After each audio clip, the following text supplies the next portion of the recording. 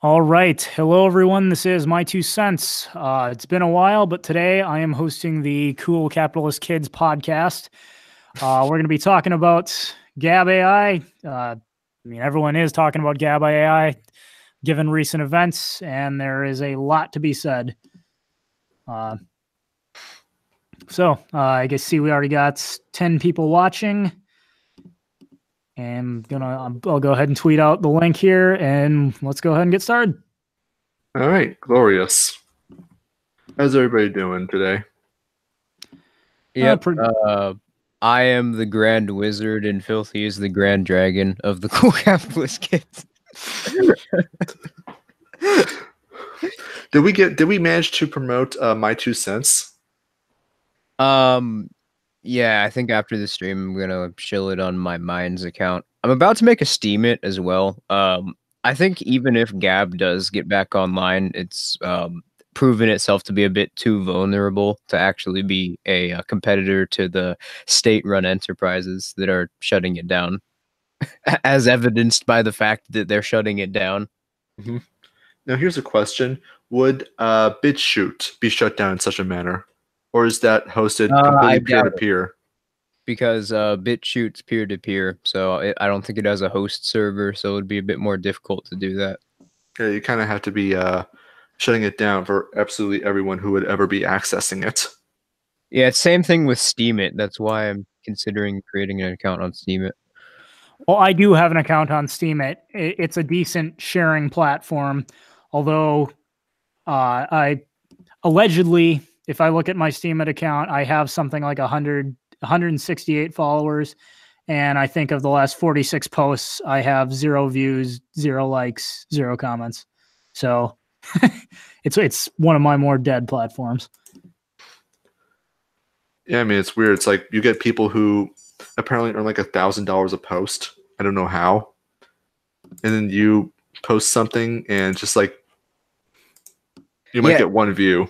See, that's the other great thing about a decentralized social network like Steemit is that because it's centered around blockchain encryption, you can do crazy shit like that where you can actually make like $1,000 every post, and you could basically break the bank, and you wouldn't even have to leave your house. All you'd have to do is just sit and make posts on social media all day.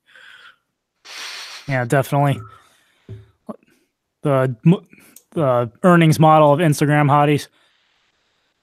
It's working, apparently. Yeah, apparently. Apparently, one of the unintentional results of an increasingly decentralized world is that we're completely decentralizing the modeling industry. Oh yeah. How the heck did that happen? Well, basically, like television, like Hollywood, like everything else that's been changed by the internet, it used to be that there were a few cultural elites that were essentially the gatekeepers. They decided what gets put on TV, what gets put in the theater, what gets put on the stage. And regardless of how good you thought you were, you had to convince them you were good enough. Now anybody can...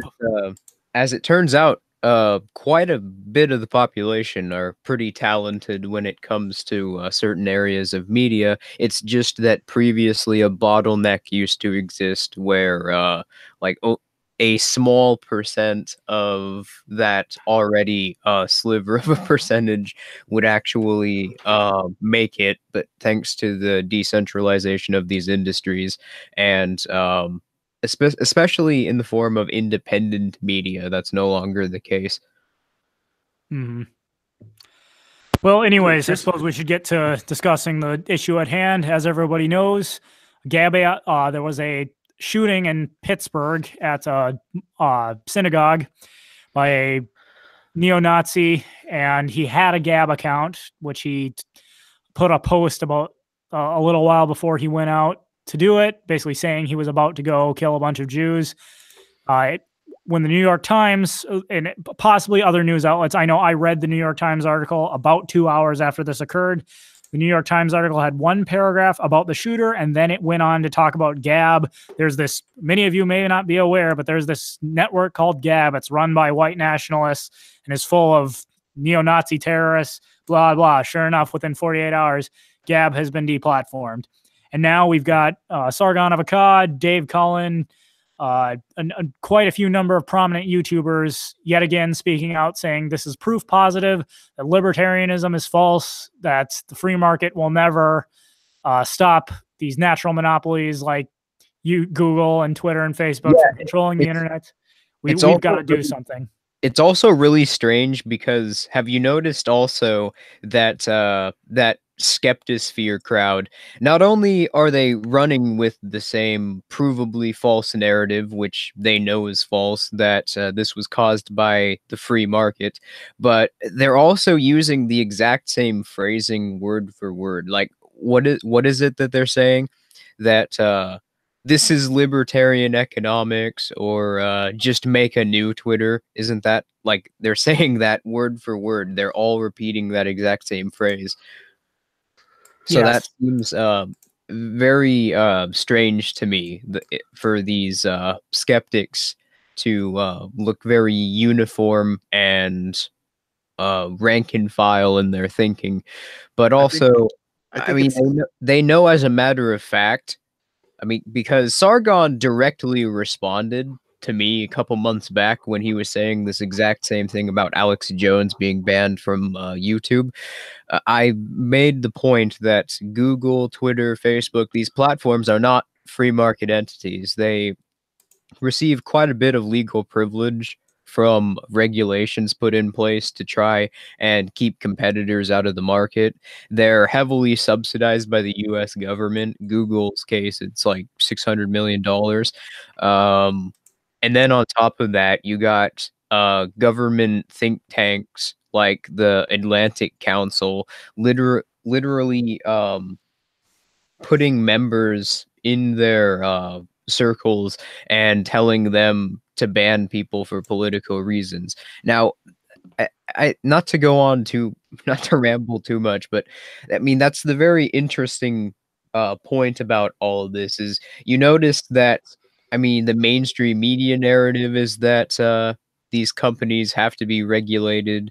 The companies themselves are calling for regulation, and the government, which is subsidizing them and creating these regulations, Trump and the senators are calling for regulation as well. Now, why is it that all of these people, which present themselves as being diametrically opposed to one another, all share the exact same interests? And why is it that these politicians who claim to be against what these companies are doing and are using it to fearmonger about creating new regulations are funding them and seem to be deliberately creating the circumstances which allow them to do this?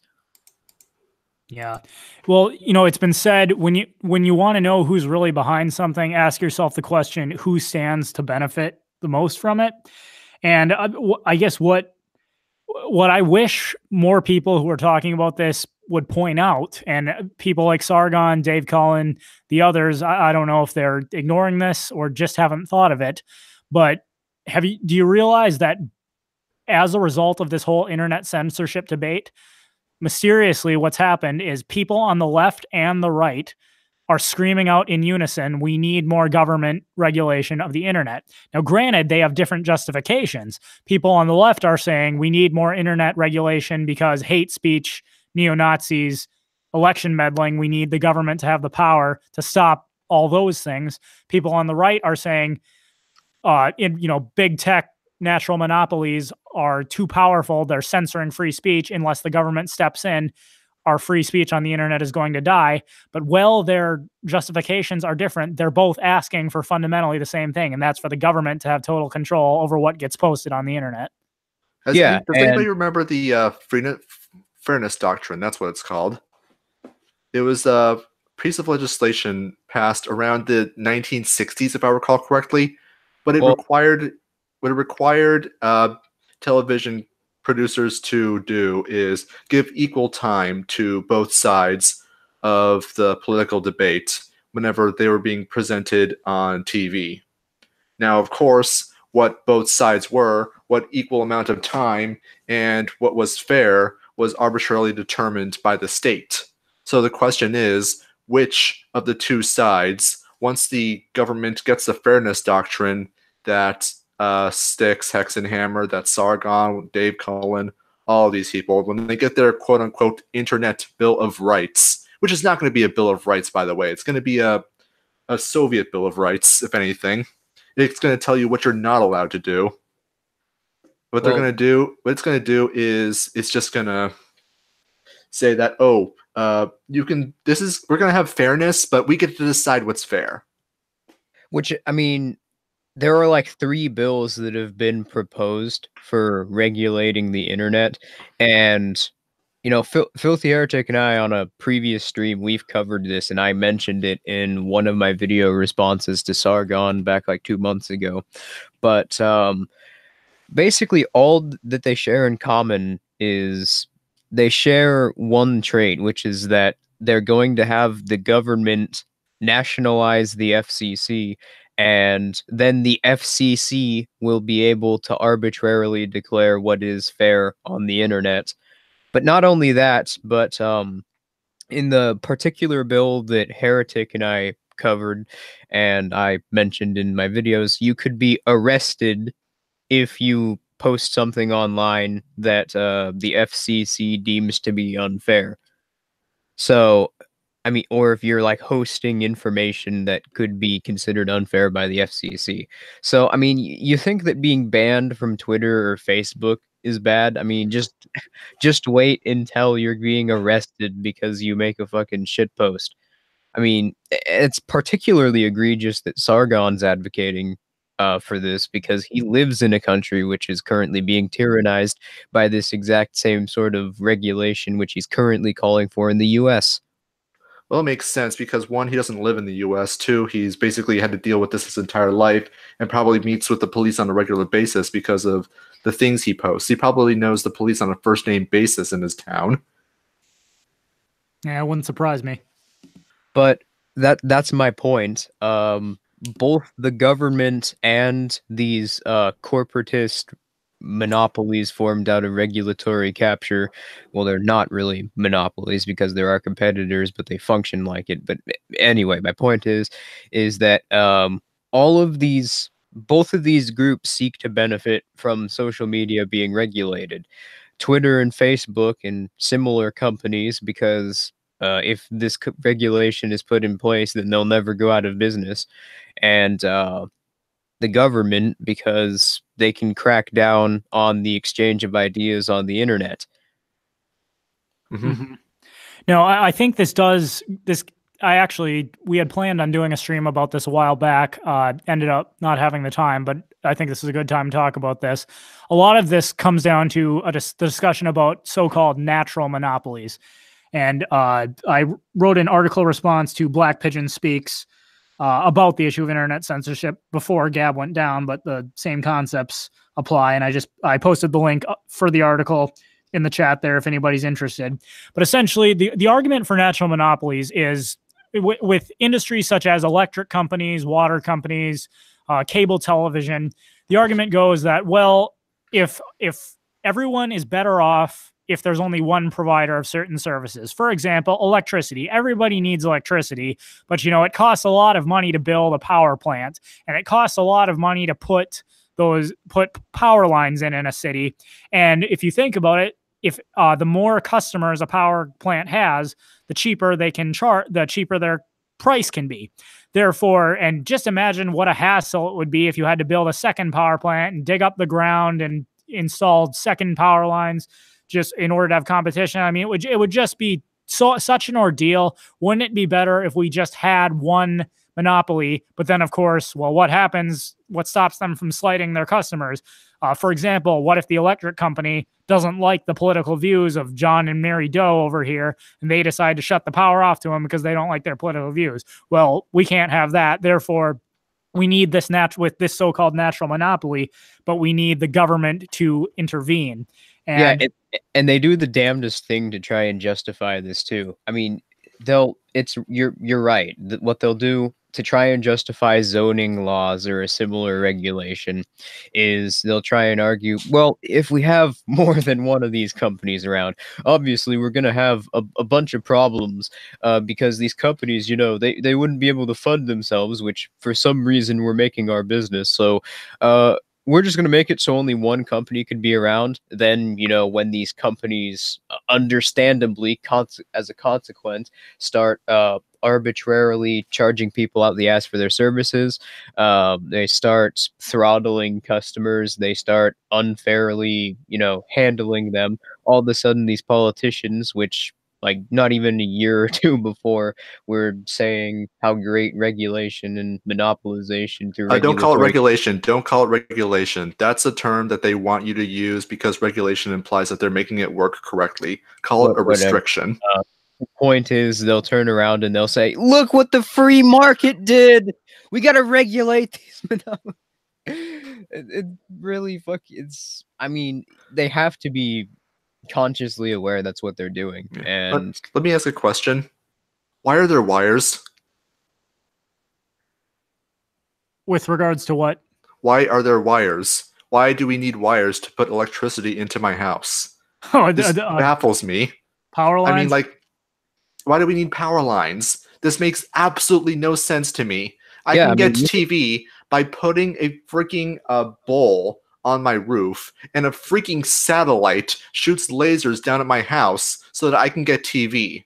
But for some reason, I have to rely on literal telegraph wires to get a freaking battery charged in some place in my house I don't know. Why can't we already have the technology. We already have giant solar panels in orbit around the Earth that beam microwaves down.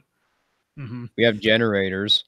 Yeah, we also have generators. Why can't I put another bowl on my roof, another dish that receives these microwaves, and then I can just, not have to worry about these stupid wires that seem to be absolutely freaking everywhere. And you know why? Because the government requires these stupid freaking utility monopolies. I mean, for God's sake, we had the same problem with something that I dug up during the net neutrality debate, or at least the more recent iteration of it, where you had a form of net neutrality in the form of communications being made into a government utility, and as a result, the innovation in terms of telecommunications remained completely stagnant for like 30 years. People were using those same stupid rotary phones. When that got abolished, within 5 years, you had cordless phones. So why can't we just let people figure out what it is that they want? If it's a natural monopoly, fine. I don't care. And, even assuming that power lines were the only way to get power to your house, as it probably was the case, when electricity in the home first became a thing. Thomas DiLorenzo, who wrote an article called "The Myth of Natural Monopoly" in the Review of Austrian Economics in 1996, what he pointed out was, one of the arguments is supposedly, well, the reason we need a monopoly is because imagine what an ordeal it would be to have to dig up the ground and put other power lines in. Well, what he pointed out in his paper, the only reason it's an ordeal, as they called it, is because much of the property they have to dig up is public state-owned property. If we had only private property, then it would only be an ordeal in as much as the private property owners would have to decide what's worth more to them, the temporary inconvenience of having their yards dug up or getting cheaper electricity. And considering that the people who, would be getting the electricity would also be the people whose property they're digging up, that wouldn't be any problem at all.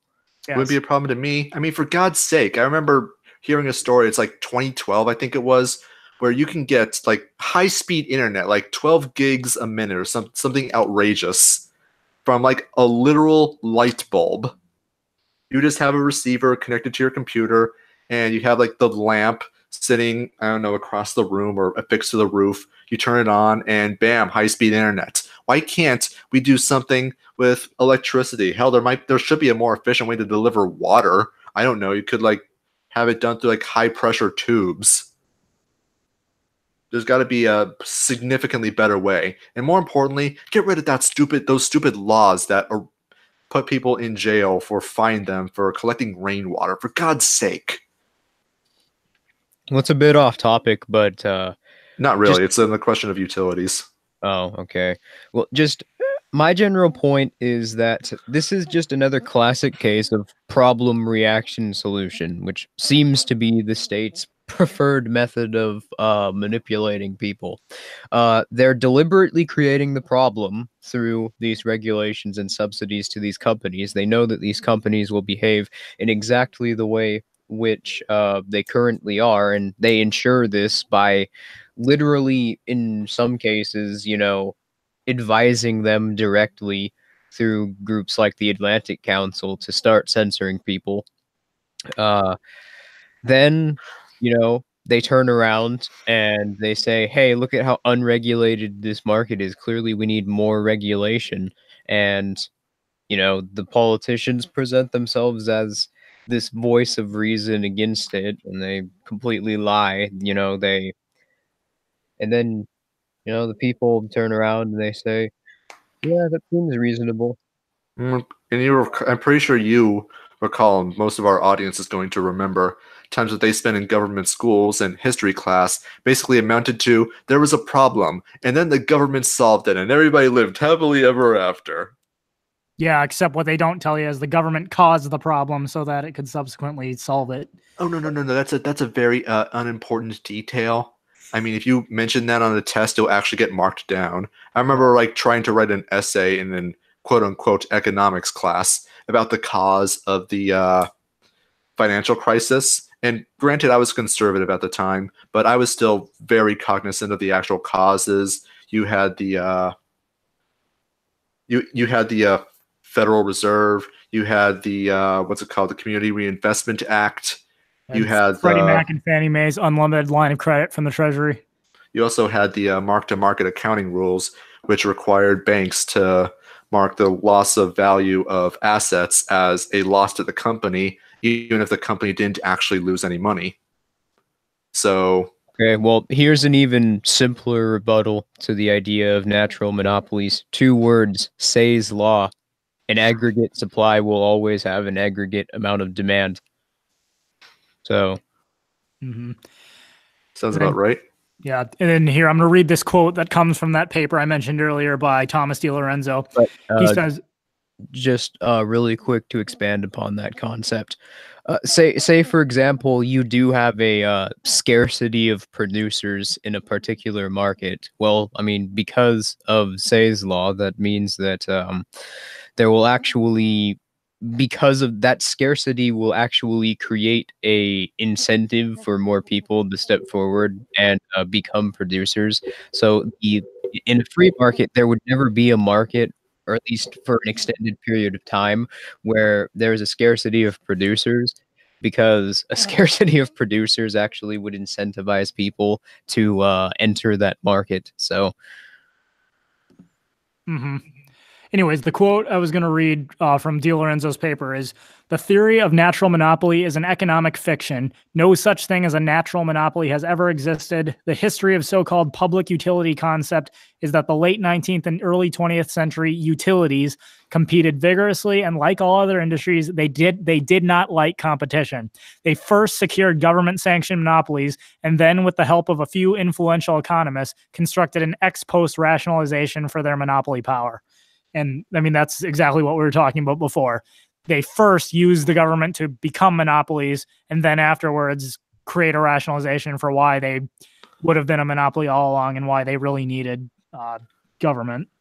It's always funny to me how progressives in general will fight tooth and nail, telling us like just how terrible evil corporations are, and then they'll make the corporations' arguments for them.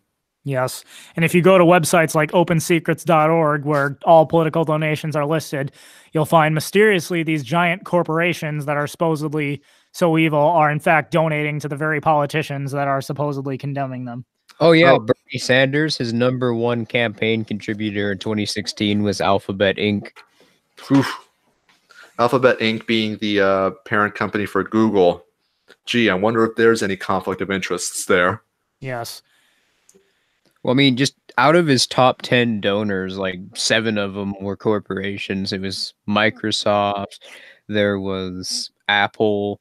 I mean, and they were Silicon Valley corporations particularly. So it doesn't come as much of a surprise. And you can also ask the question of which came first, the chicken or the egg, because there's a book written by Peter Schweitzer about how politicians will write milker bills in an attempt to coerce money out of certain businesses and industries to try to sway them for a vote one way or the other. And in fact, you have actual quotas that the parties themselves give to politicians, which increase or decrease depending on which committees they're a part of or heads of. And what this is supposed to do is like, you meet this quota, say 250,000 in donations from private groups or individuals, and we as the party will support your reelection campaign. So question is like, are they being shaken down, or are they trying to be partners, or are they calling the shots? Yeah, to answer those questions, the appropriate question is always who stands to gain the most if any particular person gets elected or any particular policy goes through. If you find out who stands to gain the most, you'll probably find out who was really pulling the strings. Pretty much. So I think it's very simple in this case. You can look in the progressive era and even before the progressive era, examples of big businesses, including the utilities ESO mentioned, all of them calling for economic restrictions on their activity, not because they were good, noble corporate citizens who didn't want the power that they wielded to not be abused, but because they didn't want competition. It's the same damn thing today. You got Facebook, Google, Twitter, all those people are asking for censorship because they have the most to gain from censorship. Yeah, why do you think the first thing they do is try and attack their competitors? Gee, I wonder why. Such a mystery. Yes, and why the big media outlets, CNN, Fox, MSNBC, all for mysteriously, this shooting is a tragedy regardless of what really motivated it to happen. Yet they spend a little, or in the case of the New York Times, one paragraph on the shooter and then another, however long the article was, talking about how Gab.Ai and the evils of it. Yeah, Really, in light of the shooting, that was the most relevant thing. This shooter uses Gab.Ai. Yeah, I mean, it's crazy. You got these big social media companies and these mainstream media networks attacking all of these competitors. Then the government comes in and creates regulations to shut their competitors down. And I guarantee you, watch, like a year or so, if they actually end up passing a regulation on social media before, we can decentralize it, watch, what they'll say is, look at the libtards running the FCC. Look at what they're doing. They're literally throwing people in jail because they can determine what's fair or not. Look at this deep state conspiracy, everyone. Vote GOP 2020. I'd be willing to bet that's actually a big part of the plan. Yeah. And another thing people often forget is the actual beginnings of some of these websites. YouTube, for example, was not always owned by Google. If it was started by a couple guys in their garage back in, 2005? Yeah, something like that. And Google ended up buying it for like $1 billion later on.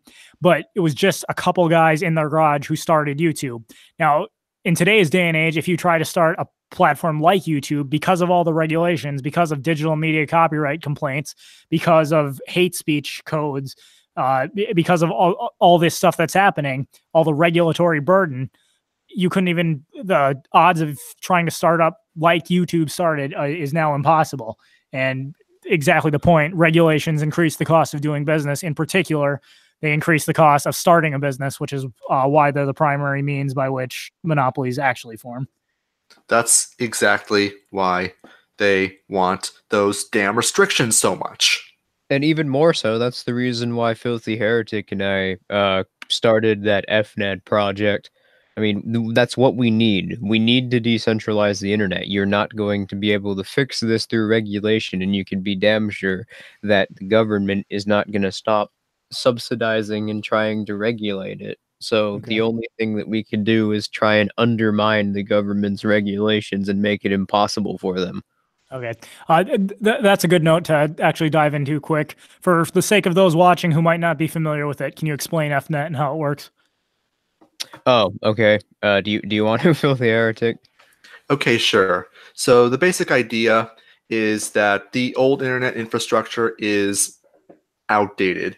It's based on the old HTTP model, which is very, very much centralized and very much dependent on the current systems of ISPs, which, as you're well aware, are absolutely freaking horrible. So the basic idea of Fnet is a completely decentralized peer-to-peer mesh network that operates on the blockchain, that is completely encrypted, completely anonymous, and there is no possibility of anyone, the government, us, knowing what you're doing at any one time unless you either tell us or give us your encryption keys. Basically, it's a peer-to-peer blockchain encrypted-based system, which it works around a series of receiver nodes sent and received back and forth between mesh networks, which anyone can install and encode with Fnet. And that essentially makes it so regulation is impossible because all internet browsing at that point is completely anonymous. I mean, you wouldn't even have an IP address at this point.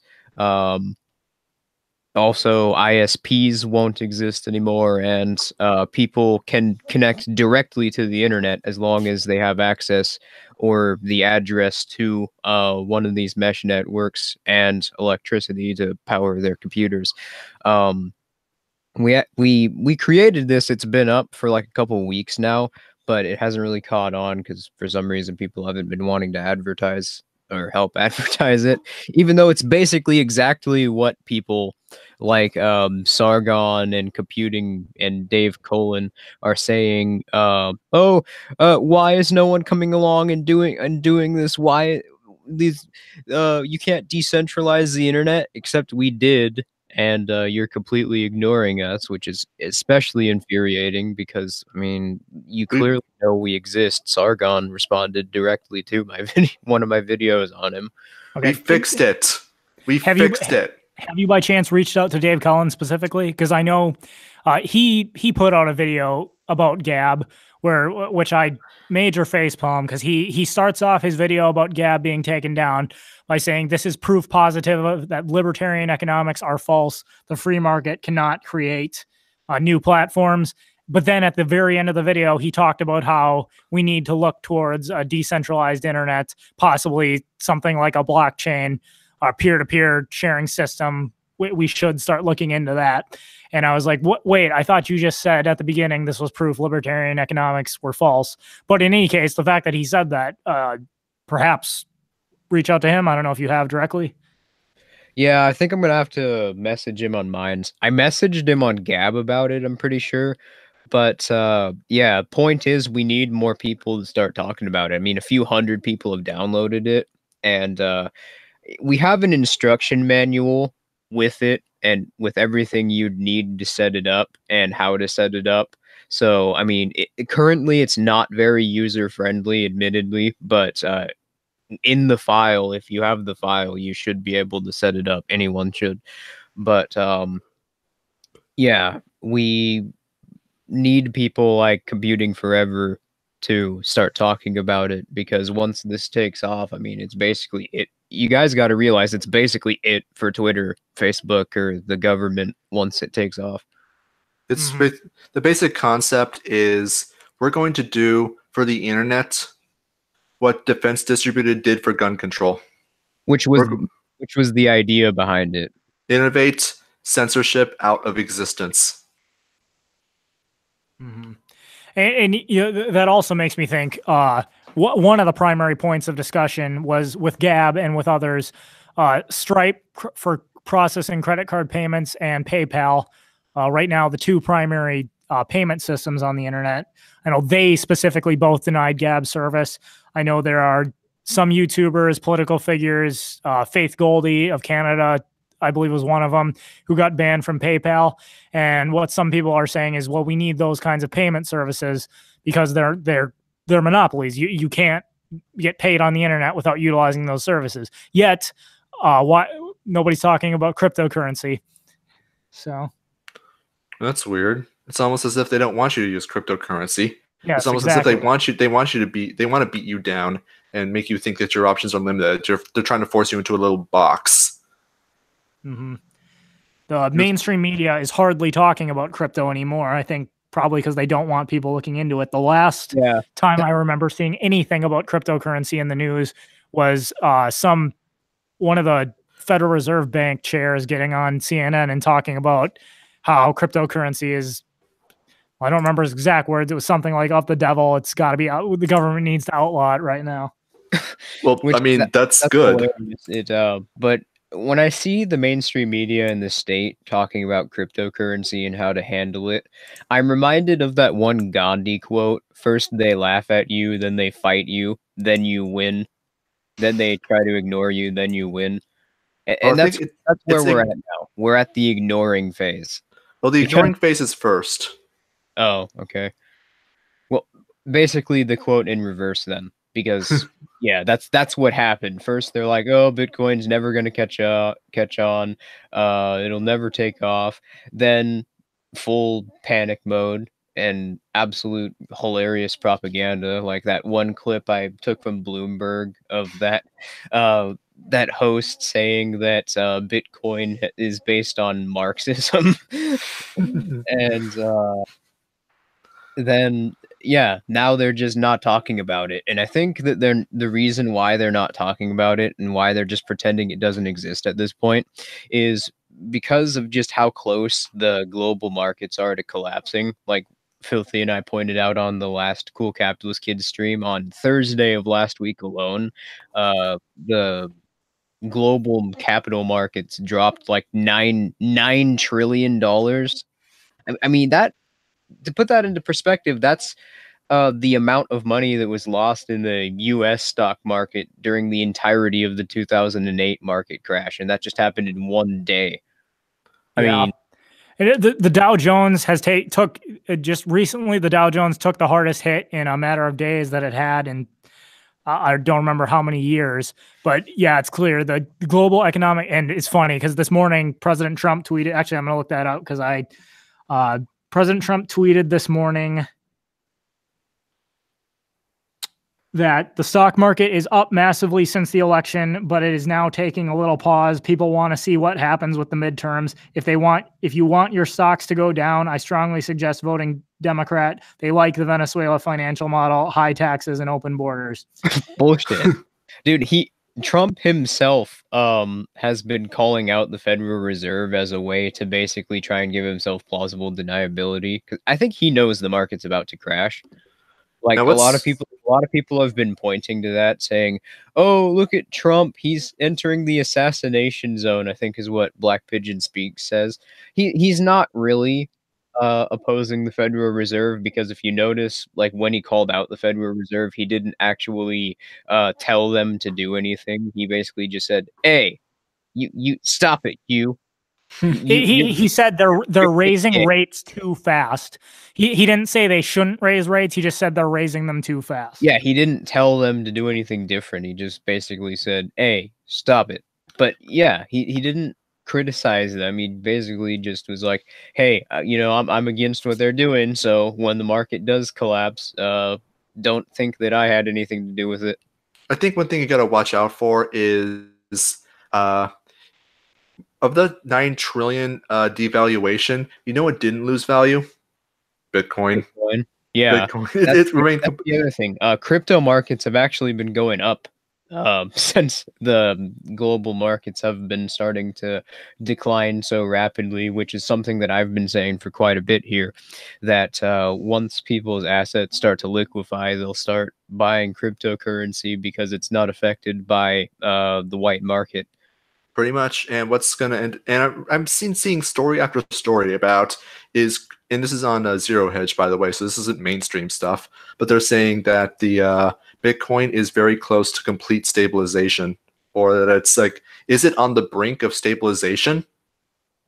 And of course, once that happens, it's like all bets are off. The market's going to collapse. I think we're going to enter the fight you stage once the markets do begin to collapse and Bitcoin breaks 100,000. Well, yeah, that's my point. I don't think Bitcoin is gonna hit 100,000 because, as I was pointing out, I've pointed out that it has a scaling problem. I think it'll become stable, but I doubt that it will just exponentially increase in value because there's a point at which it no longer becomes valuable to trade in Bitcoin specifically because of the long ass fucking processing times and the high transaction fees created by Bitcoin's blockchain being unable to process a certain amount of information. Once the demand is high enough, then it sort of bottlenecks its value. Hmm. So I think I think it'll get to about 10 to 12,000 and remain stable around there. But I don't think it'll ever get to 100,000 because that's exactly why it didn't get past 25,000 is because it started to bottleneck due to the high transaction fees and the long processing wait periods. Hmm. That'll be interesting to see. I mean, its market cap is only going to increase.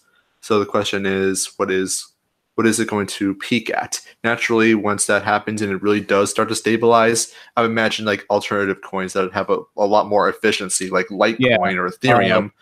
That's what you're going to want to have. But in the meantime, Litecoin and Dash don't have that scaling problem. So if you want to really freaking break the bank when the market collapses, then you should probably buy a bunch of Litecoin or Dash because its value is just going to skyrocket and it's not really going to stop. Mhm. So And I'm an advocate for precious metals as well. Once that collapses, you're going to find that gold and silver are going to be just absolutely freaking valuable. And more Yes. importantly, like in the meantime, in the interim period between the revaluation into cryptocurrency and the market collapse, you're going to find that exchanging in 1 gram gold bars or gold coins, whatever it is that you have, that's going to be a medium of exchange, mostly because gold and silver are always going to have intrinsic value. Yeah, I mean, the same gold and silver they were trading in ancient Egypt still has value. And it's worth noting that central banks around the world, such as Hungary, I know made the news for this, are starting to increase their gold reserves, which tells you they know something's up. Oh, of I course. mean, but that's the problem is that I mean we've basically at least in the US we've gotten to the point where we can't go back on the gold standard because of the amount of printed money in circulation. I mean that's the main problem with reserved based currencies to begin with is you'll eventually have so much in circulation that if people were to cash it in all at once, then you would basically just collapse your currency would have to default because you'd have a surplus of it. You'd have more in circulation than you have in reserves. Well, that's So exactly what happened to the U.S. in 72 yeah, or I whenever it was. pointed that out in a recent video, but yeah. So eventually, all governments are doomed to fiat currency because they can't sustain a reserve note, and because they can't actually produce any commodities, they can't. They can't create an actual currency because they can't create a commodity which experiences a regression theorem. So And a government will always have to get a fiat currency. This is inevitable because the government needs to continuously spend money, and they're not going to allow themselves to be limited to a commodity based currency. So, naturally, they're going to have to go to fiat as long as population grows. I've explained it to other people like this. Imagine you have a city, or really a village, of 20 people, and the 20 people are policed by one guy who calls himself a king. It's pretty simple. But then the population grows to 100. Now he has to hire 5 police officers to watch over 20 people each, while he has to watch over the 20 people. As the population increases, you get to 100,000. So now you need 20. You need 100,000 divided by 20 police officers, and you need that number divided by 20 to watch over them, and you have increasing bureaucratization. It's only going to keep going up, and you're going to have to spend more money to hire the police officers, to hire the people who are watching over the police officers, who are hiring people to watch over them. And that's not even accounting for things like vote buying through the welfare state, restrictions through regulatory fiat. That's the reason why fiat is unsustainable, but that's not the reason. I just explained the reason why governments are inherently going to go to fiat. It's because they can't create commodities, and because they can't create commodities, they can't create a commodity which experiences regression, which means that they'll never be able to actually create a currency that itself has value based on supply and demand curves. That's an economic explanation. I want to give a more mathematical one. Okay. So what else is going on? Well, on that note, I should mention Mike Maloney just put out a video on his channel, which I think Mike Maloney has probably the best video I've ever seen that explains why the Federal Reserve is a scam. But he just put one out that basically looks at parallels between the Roman Empire and the U.S. and points out that the Roman Empire's fiat currency, which this is apparently what they were doing in Rome, was every time politicians entered a government building, they clipped off the edges of their coins and then melted down the clippings and made more coins in order to increase the currency supply, which obviously they didn't have a printing press, but in principle, they were doing the same thing, just creating more money in order to fund their wars. And as a result, the Roman currency became worthless. And that was one of the key points as to why Rome collapsed that your history class typically doesn't talk about. Isn't one of the things that they did was they devalued the currency by reducing the amount of precious metal component of the coins? Yes, in ancient Rome, initially they had solid gold and silver coins, and then they used like bronze and copper for smaller denominations. Over time, they decreased the amount of actual precious metal and mixed with less metal. Then they started doing the thing where they clipped the edges of the coins, melted down the excess, and used it to make more money.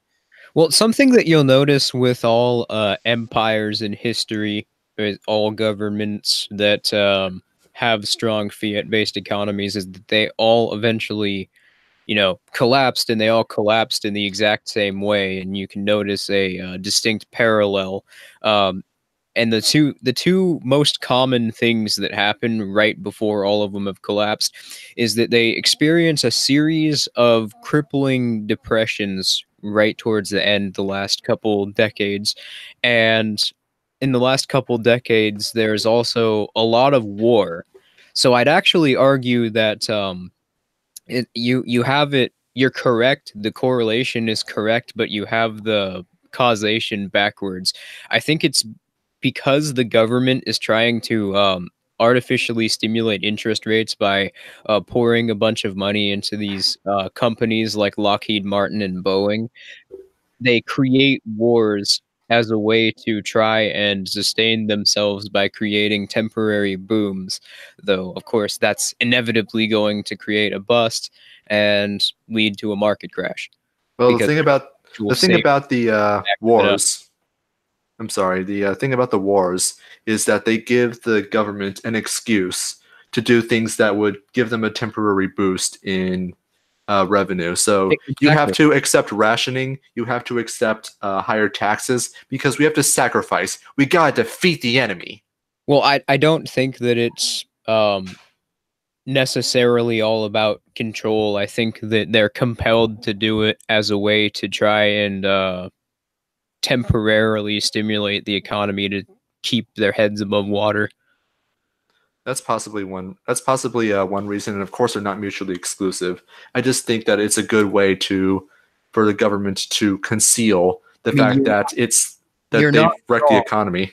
You're not wrong. It's just that they can go without that control mechanism, whereas a government literally can't go without being able to sustain itself economically, and without wars creating that temporary boom for revenues, the government wouldn't be able to sustain itself. So it needs that to survive, which is why I think it's its primary motivation behind doing this. Well, it's always going to end up in the same freaking way. Oh, of course it is. I'm not denying that either. I'm just Yeah. But once you acknowledge that governments just necessarily are going to be coercive and authoritarian by economic necessity, um, you kind of have your only solution left is decentralization. And Yeah. we have that opportunity. The Roman Empire didn't have that opportunity because they didn't have the kind of technology we did. We can do things that they would never even dream of, and that was 100 years ago. Nowadays, we can talk to each other without ever having seen each other's face. We can do all sorts of other wonderful things. The biggest producer of video content owns no cameras. The biggest taxi cab company in the world owns no cars. The biggest real estate company in the world owns no property. So Yeah, it is pretty amazing. and Yeah. it's only going to get better. The biggest modeling company owns or has hired 0 models. Mm-hmm.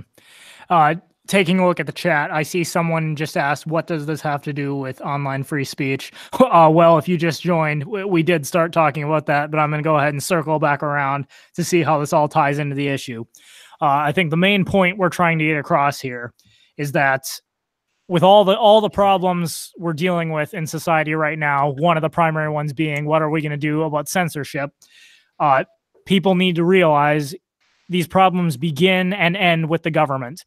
Right now, people like Sargon, Dave Cullen, and others that are responding to taking down Gab are missing the fact that that online censorship is causing people on the left and the right to do the same thing, which is call for increased government control of the internet. But if history is any indicator, whenever the government tries to solve something, it is, if anything, a temporary fix that only leads to more problems, only leads to the state growing in size and having to steal more wealth from the population in order to fund its endeavors, be that through higher taxes or inflating the currency. But either way, the result is the same. It's not even a temporary fix because, I mean, just think about how the internet is currently structured. The problems we have are caused by centralization through regulatory capture and subsidy. So, I mean, what's the government solution? More subsidies and more regulations. I mean, how can that produce anything more than just more problems? So, yeah. Oh, but they're going to shut down, but they might shut down the internet one day. What are you going to do then?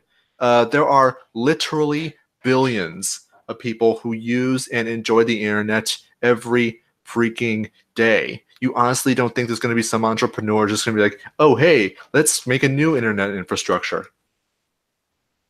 which, frankly, the one we have is a lot like what you were talking about with electricity earlier.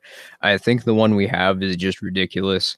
One fiber optic cable gets cut, an entire county goes without internet. I think that's just incredibly inefficient, and there's clearly a better way to do that. Yeah. So, the stream's almost over, right? Yeah, we're getting close to the end here. All right, so I want to do what we usually do on the stream, and that is end the stream with the Florida man story. Okay, go right ahead. Okay, so Florida man charged with trying to barbecue sex offenders at motel. I see. Yes, so a Florida man. So I'm reading the story from Fox News. A Florida man has been jailed after police said he tried to char sex offenders to death. And so what we wanted to do is just like get pedophiles and incinerate them. So I guess the best way, I guess if I were to change the headline, it would be Florida man does nothing wrong, gets arrested. Does it say how? I mean, what, he put him on a really long pole and stuck him over a fire? How was he going about this? Wolfie, you should look up Florida man on Google right now and see some of the stories that have just come out today. That Florida man accused of throwing sex toy on field during Buffalo Bills game. All right, here's what I got. Florida man arrested in inflatable dinosaur costume on battery charges. Florida man kicks bear to rescue small dog. I mean, that's a good story, but Florida man is the world's simultaneously best and worst superhero. I see. Yeah, it's a thing of beauty. You have this guy trying to barbecue child molesters. I'm surprised they didn't just let him go. He's being charged with four counts of attempted premeditated murder. Florida man lures alligator from pond and beats it with a shovel. I mean, nuts. Jury nullification is a thing. I'm just going to say that. I'm not going to specify what it's about. Florida man's $150,000 prosthetic arm recovered a day after it was stolen. All right. Well. All right. Well, wrapping things up then, to everyone, thanks for watching. Be sure to spread the word about Fnet. If you're going to comment on Sargon or Dave Cullen's videos or anything, perhaps we can get some discussion going there. But what people need to know is that as much as we all despise what's happened to Gab and what's going on with internet censorship, please, please, the answer is not to hand over control of the internet to the government. You guys should help us spread the word to them, because I think that to these bigger content creators, I mean, Sargon's just deliberately ignoring us, but Dave Cullen, you know, considering that his immediate solution is not, we need regulation. Well, I mean, it kind of was, but he acknowledged that what we need inevitably in the long run is decentralization. He may just not be aware that it already exists. So if you could bring it to his attention, you know, he might advertise it for us. And if he does that, then, you know, we could actually get this thing off the ground and we could decentralize the internet. Imagine what would happen if you had the biggest skeptic YouTubers talking about Fnet, looking into Fnet, bringing us on their streams, telling us where we can help explain Fnet, and we had this all to our audiences. Imagine how effective that would be if you had 100,000, even millions of people in the United States and Europe all communicating in ways that everyone in the entire world would benefit from this. Definitely. Just imagine what we could possibly do without anyone having to ever do anything, without ever having to ask permission from the government. Anyone could say anything, and you know that we're going to be accused of being like, oh, this is going to be for drug dealers or terrorists. People in the most totalitarian countries in the world are going to start being able to use the internet now because they can set up mesh networks, and their governments are going to have no idea. Oh, they actually already do. Yeah, I mentioned that's what I base that on. Cuba, there are already a series of encrypted mesh network services that people use to access the internet with high speed. So yeah, I mean, the way it works in Cuba is they don't actually access the internet. They have their own intranet network that they're able to play games on and do stuff. This is actual internet connection, just to clarify. It is? I was led to believe that it was just from what I've read that it's a intranet. No, I'm not talking about Cuba. I'm talking about Fnet now. Okay. Yeah, Fnet's actual internet connection. Yeah, it is. All right. So, if you guys have anything else to say, or is that pretty much it? Check out my channel, Filthy Heretic. I make awesome stuff. And I'm Esso. I've been getting into a lot of spoopy conspiracy philosophy stuff lately, but I make commentaries as well. All right. And for my viewers, for anyone who didn't see, I released the teaser to my patrons exclusive video for this month, The Left's Love for Islam and How to Debunk It. So I got the first 4 minutes up. Anybody's free to watch. Otherwise, if you'd like to pledge $1 a month or more on Patreon, you can get access to that entire video. Otherwise, thanks for watching. And as always, that is my 2 cents. So take it for what it's worth. Yay.